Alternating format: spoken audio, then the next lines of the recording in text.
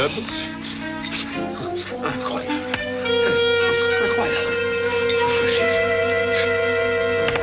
Watson, vous êtes malade? Absolument fantastique. Que vous est-il arrivé? Auriez-vous rencontré un fantôme? Un fantôme? Ah, un verre de cognac, par pitié, un verre de cognac. Tenez. Ouais, merci. Qui vous a frappé? Et vous l'avez dit tout à l'heure, un fantôme. Sans aucun avertissement, il m'a donné un coup de poing sur l'œil. Ne vous énervez pas. Vous feriez bien d'en boire un autre. Ah, oui. Oh, merci. Bon, reprenons tout. Qui vous a frappé? Je vous le jure sur mon honneur, Holmes, un fantôme, un fantôme. Vous n'avez pas mal à la tête, Watson. Je ne suis pas d'humeur à plaisanter, mais je vais tout reprendre depuis le commencement. Oui, bien sûr. Le mieux est de tout me dire depuis le commencement. Oui, eh bien, je revenais du club et il pouvait être 8 heures. J'arrivais dans Spender Street, à la hauteur du marchand de tabac. Vous savez, c'est lui qui se mélange. Mais continuez, Watson. Que s'est-il passé ensuite? Eh bien, j'ai vu un homme devant moi se porter la main à la poitrine. Cet homme venait vers vous. Comment le savez-vous? Ben voyons, mon cher, vous dites qu'il a porté la main à sa poitrine. Pour voir ça, il fallait que... Oui, oui, c'est logique, oui. Et alors, immédiatement, j'ai couru vers lui porter secours. Et alors, il a murmuré quelque chose sur son cœur, qu'il habitait 19 Hooper Street, et si je pouvais le ramener chez lui. Y avait-il d'autres passants? Non, la rue était déserte. Bon, continuez. Eh bien, ensuite, sa logeuse nous a fait entrer, et comme il avait perdu connaissance, j'ai été forcé de le porter dans sa chambre, et je l'ai déposé sur son lit, et Holmes, il était mort. Vous entendez, Holmes, ce qui s'appelle complètement, définitivement mort. Je sais reconnaître un mort quand j'en vois un, j'ai pas pu me tromper. Non, bien sûr que non, mon vieux, non. Et alors, que s'est-il passé ensuite? Eh bien, alors j'ai dit à la logeuse... Non, c'est-à-dire que la logeuse m'a dit qu'elle allait appeler la police, et j'ai laissé mon nom au cas où on aurait besoin de moi, alors j'ai pensé qu'il était plus délicat de ma part de m'en aller, des parents pouvaient venir. Oui, très juste, Watson. Votre situation était délicate. Oui. Et quel est le nom de cet homme? Higgins, Albert Higgins. Ah, Higgins. Et qu'avez-vous fait après avoir quitté la maison? Ben, vous savez, ça avait été plutôt fatigant de le transporter. Il était lourd.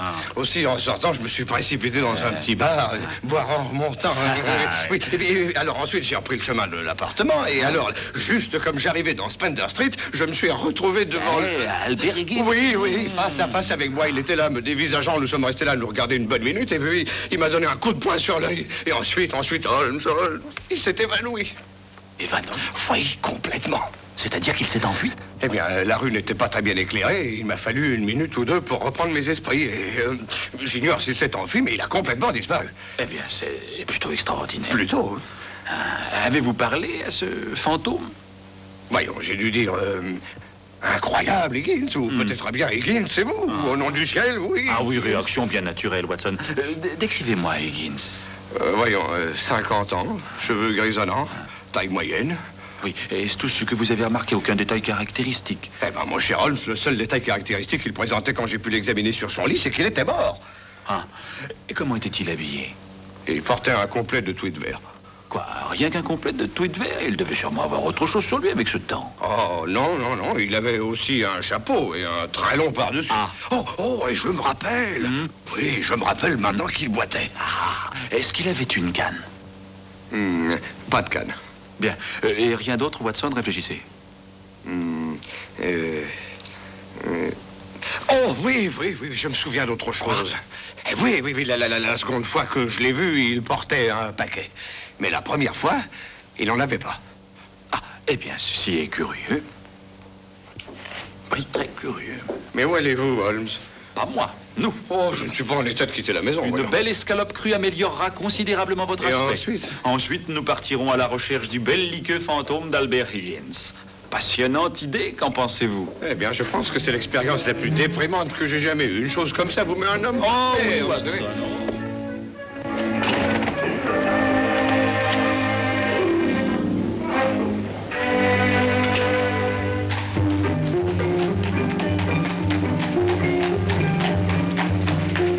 Il devait être du genre bohème, si j'en juge par ce feutre à large bord. D'ailleurs, il est apparent que c'était un artiste, bien qu'il n'ait pas dû peindre beaucoup ces derniers temps. Regardez les taches de peinture sous les bords, ici. Et c'est de la peinture pour chevalet. Hé là, qu'est-ce qui se passe? Et qui êtes-vous? Qu'est-ce que vous faites dans la chambre de ce pauvre Albert? Oh, bonsoir, Madame Blake. Vous vous souvenez de moi, Dr. Watson? Ah, vous êtes le type qui a ramené le pauvre Albert. Oui. Qui c'est, le monsieur, avec vous? Ah, c'est Monsieur Sherlock Holmes. Madame Maggie Blake, la propriétaire. Je suis charmée de vous connaître, monsieur Holmes. Oh, pauvre Albert. En voilà un qui aimait bien la vie, pourtant, je vous le jure. Il serait sûrement pas mort s'il avait pu faire autrement. Nous sommes tous comme lui, madame. J'étais sortie pour aller m'offrir un petit verre et verser une larme sur ce pauvre cher Albert. J'ai pensé que ça lui ferait plaisir de savoir que j'ai bu un dernier verre de bitter à sa santé. Aucun doute là-dessus, madame. Je vois que le corps a été enlevé par les autorités. Oh, oh, le pauvre cher Albert à la morgue. Oh. Ah, c'est triste. Mais avez-vous prévenu sa famille de son décès, madame Blake? Non, il n'en avait pas. Albert était seul au monde. Non, je vois. Où monsieur Higgins travaillait-il, madame? Au musée Pembroke, juste après le coin, dans Spender Street. C'est un musée de peinture, monsieur. Albert y était gardien de jour. Gardien de jour, vous dites. Quelles étaient ses heures de travail? De 9h du matin à 9h du soir. Et ponctuel qu'il était, c'est moi qui vous le dis. Jamais en retard d'une minute. Pauvre Albert. Et il revenait du musée alors quelques minutes après 9h tous les soirs? Oui, oui, pour faire son dîner. Et c'était un vrai cordon bleu, c'est moi qui vous le dis. Excusez-moi de dire ça, madame, mais vous devez faire erreur. C'est certainement à 8 heures que M. Higgins quittait son travail. Parce qu'il était à peine plus de 8 heures quand je l'ai ramassé dans la rue et ramené ici. Ah non, docteur, il était un peu plus de 9 heures. J'ai remarqué l'heure parce que justement, j'attendais qu'Albert soit de retour. Je lui avais acheté une tranche de bœuf. Il rentrait toujours à la maison à 9h et quelques minutes. Il ne la mangera jamais, sa tranche. Pauvre Albert. Quelqu'un vous a poché l'œil? Hein? Oh, non, je me suis cogné contre une porte. J'ai toujours évité d'écouter aux portes. Ça ne rapporte que des désagréments. Mais croyez bien, chère madame, je crois n'écoutais avoir pas. appris tout ce qu'il y avait à apprendre, Watson. Merci, madame. Vous allez pouvoir rester seule avec votre chagrin. Pauvre cher Albert. Vraiment, cet œil est très embarrassant, Holmes.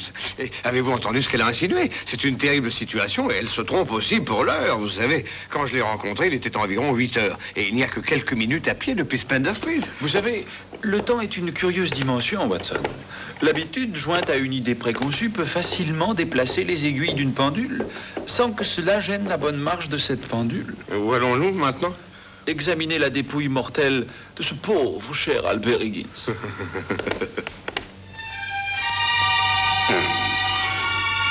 Bien, le voilà, monsieur Holmes. Il a l'air presque content d'être là, hein? Pauvre diable.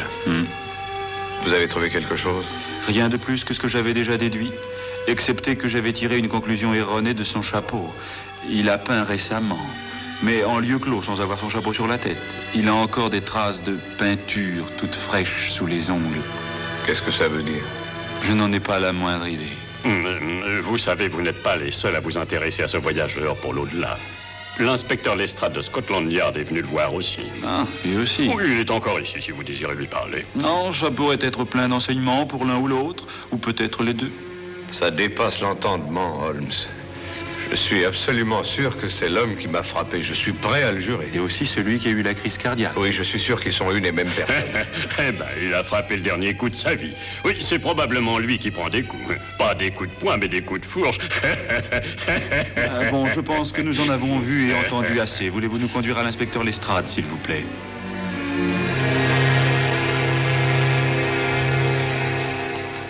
Ah, bonjour, inspecteur. Ah, monsieur Holmes, c'est une surprise de vous voir ici. D'ailleurs, c'est une affaire qui ne présente vraiment rien d'exceptionnel. Alors, pourquoi, mon cher inspecteur, êtes-vous également ici? Bien, quand on a transporté un de nos hommes, a cru reconnaître en lui Albert Labanque, alias Albert Higgins. Alors, je suis venu pour l'identification. Nous ne perdons jamais de vue nos vieux amis, vous le savez. Pourquoi a-t-il fait de la prison? Fausse monnaie, il fabriquait des billets d'une livre aussi parfaits que les vrais. Mais c'était un grand artiste. Lestrade, il n'y a aucun doute sur la cause du décès, n'est-ce pas? Désolé, Holmes, crise cardiaque et rien de plus.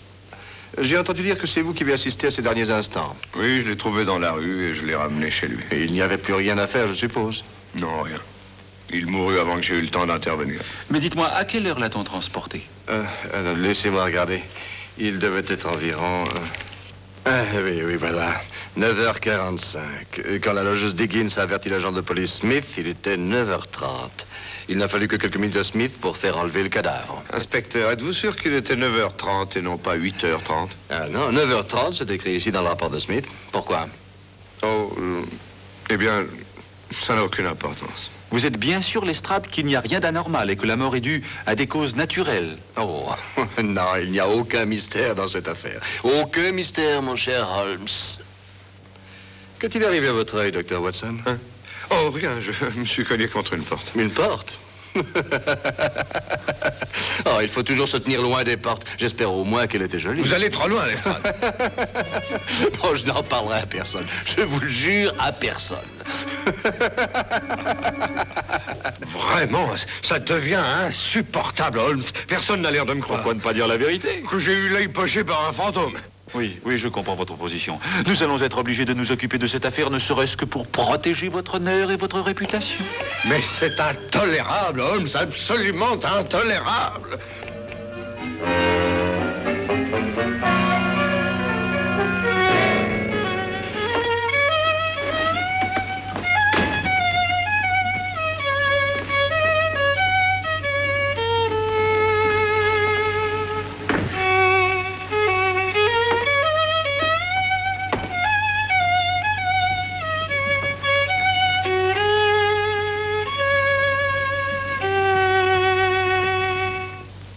Bonsoir, Watson.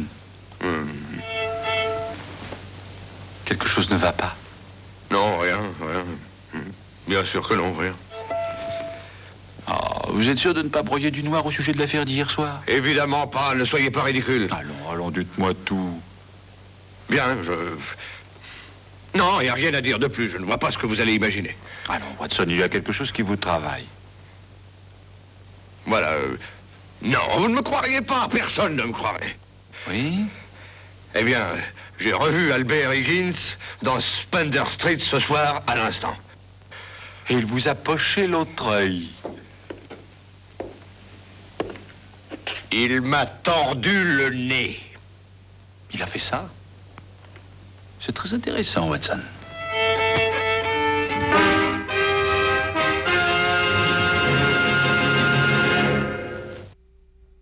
Mon cher Watson, calmez-vous un peu.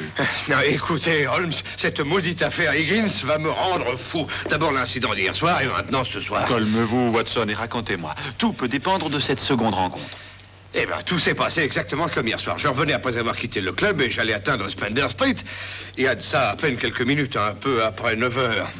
Je m'étais un peu attardé au club à cause d'un explorateur revenant d'Afghanistan, un garçon intéressant. Oui, Watson, mais revenons à votre histoire. D'accord. Je marchais assez préoccupé car toute cette affaire m'a vraiment secoué. Bien que je m'efforce de ne pas le montrer, hein. Mais reprenons. Donc je marchais quand soudain, en relevant la tête, j'ai aperçu un homme à quelques pas de moi. Avançait-il vers vous? Oui. Évidemment, je ne l'ai pas reconnu immédiatement pour... vous savez qui. En tout cas, je m'écartais pour qu'il passe et il s'écarta pour que moi je passe. Ce qui fait qu'on a zigzagué un petit moment comme ça dans tous les sens et à la fin, nous nous sommes connus l'un dans l'autre. Et alors, vous avez cru reconnaître Albert Higgins? Mais c'était bien Higgins, je suis prêt à le jurer. Je le reconnaîtrais n'importe où mieux que moi-même. Était-il habillé comme hier soir? Exactement. Et qu'a-t-il fait ensuite? Mais je l'ai déjà dit, il a levé le bras et alors... foot, enfin, vous le savez bien. Et il a disparu, volatilisé. Splendide, Watson, c'est splendide, tout cela cadre parfaitement. Mais encore une question, portait-il un paquet? Mais, oui, il en portait un comme hier soir. Dites donc, Holmes, est-ce que vous croyez Quoi? Aux choses surnaturelles? C'est-à-dire aux fantômes? Eh bien, ça semble insensé, je le sais, mais Higgins est bien mort d'une crise cardiaque, aucune fraude possible sur ce point. Aucune fraude possible? Mais toute cette affaire n'est faite que de fraude. Croyez-moi, Watson, je n'ai pas perdu ma journée. Savez-vous que le musée Pembroke expose une collection de peintures prêtées par le gouvernement italien et qu'au nombre de ces peintures, il y a le fameux tableau de Léonard de Vinci, La Madone au clair de lune? Oui, j'ai lu ça dans les journaux, mais qu'est-ce que ça a à voir avec Albert Higgins? Nous allons faire une visite à notre bon inspecteur et lui apprendre que si le fantôme d'Albert Higgins ne vous avait pas poché l'œil... Et il m'a tordu le nez. Et pas tordu le nez, jamais je n'aurais soupçonné que la Madone au clair de lune de Léonard de Vinci avait été volée. Quoi? Voyons, ça tombe sous le sens. Ah oui, bien sûr.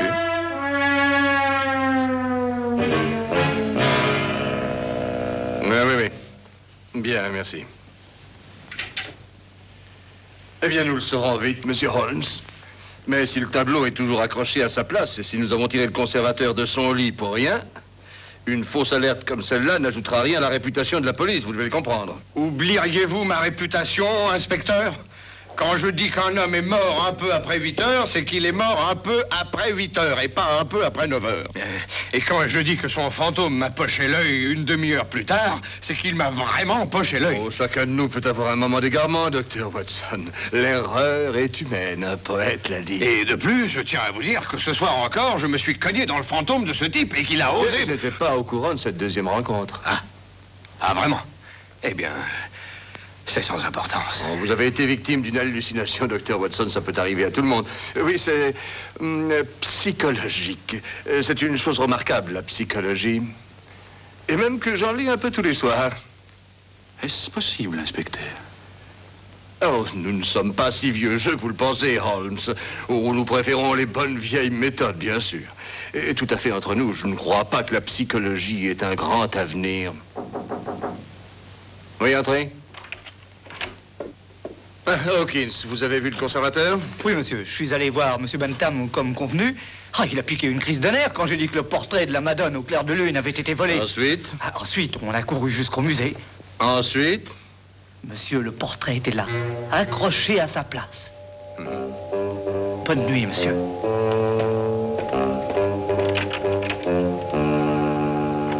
Eh bien, la question est réglée, Holmes. Je le disais au docteur Watson, l'erreur est humaine. Est-ce que je peux vous déposer quelque part? Merci, inspecteur.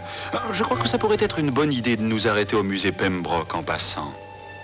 Vous avez entendu ce que Hawkins a dit. Le portrait est toujours à sa place.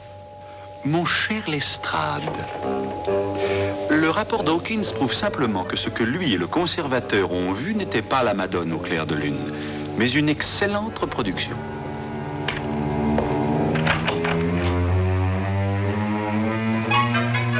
Mais de quoi parle-t-il? D'art, de fantômes, de mon œil poché et de psychologie.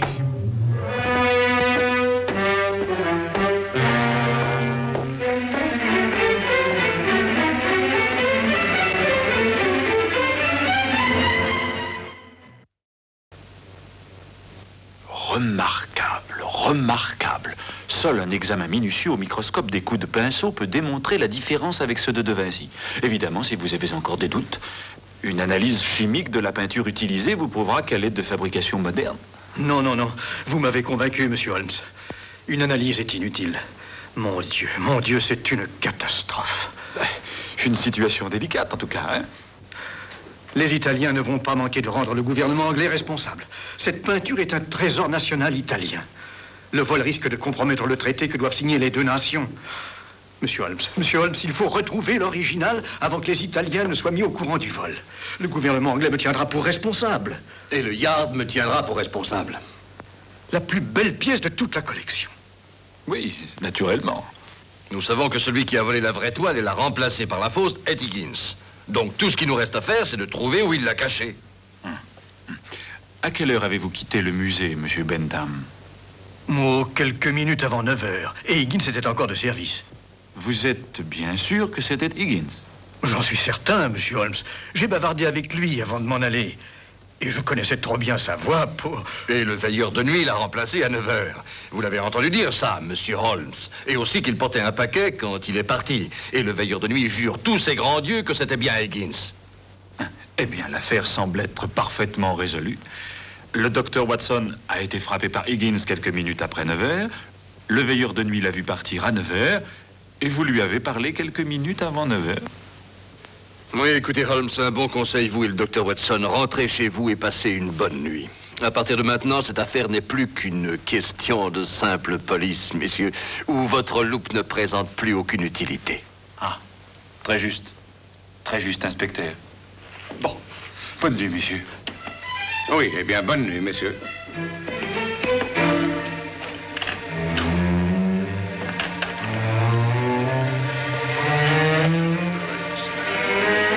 C'est terrible, inspecteur. Terrible, vraiment terrible. Qu'est-ce que nous allons faire? Affaire intéressante, hein, Watson?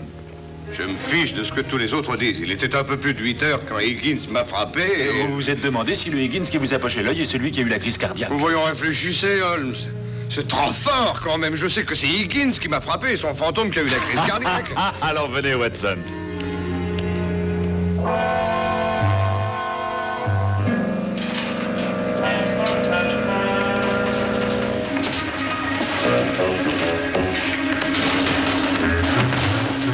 Enfin, Holmes, ayez au moins la décence de me dire où vous m'avez entraîné.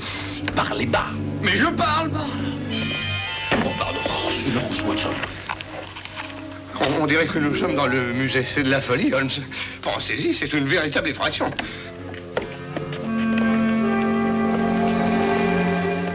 Tenez-moi ça. Quoi? Oh.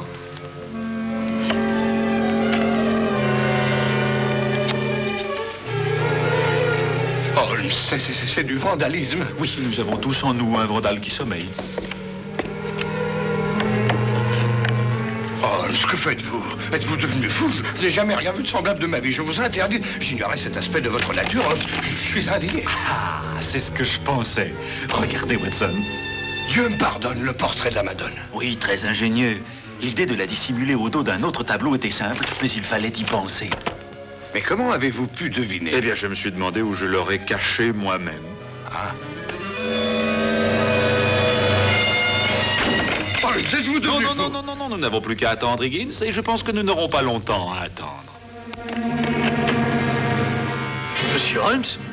Docteur Watson? Mais que faites-vous ici? Watson, vous avez déjà rencontré M. Bentham dans ses fonctions de conservateur du musée Pembroke.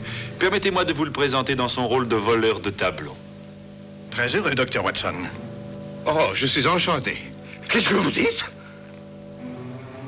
Ainsi, vous avez découvert ma cachette, Monsieur Holmes. Je suis curieux. Comment avez-vous su que c'était moi et non pas feu Albert Higgins? Dès le début, j'ai cru à la version du docteur Watson. Si Higgins était mort un peu après 8 heures, ça devait être quelqu'un d'autre qui l'avait frappé un peu après 9 heures. Mais c'est bien Higgins qui m'a frappé, Holmes. Non, Watson. C'est un boiteux portant un chapeau à large bord et un pardessus trop long qui vous a frappé. Le tout vu la nuit dans une rue mal éclairée. Simple erreur psychologique d'identification, comme l'inspecteur appellerait ça. Le veilleur de nuit fut aussi victime de la même illusion. Ah, mais n'oubliez pas la logeuse.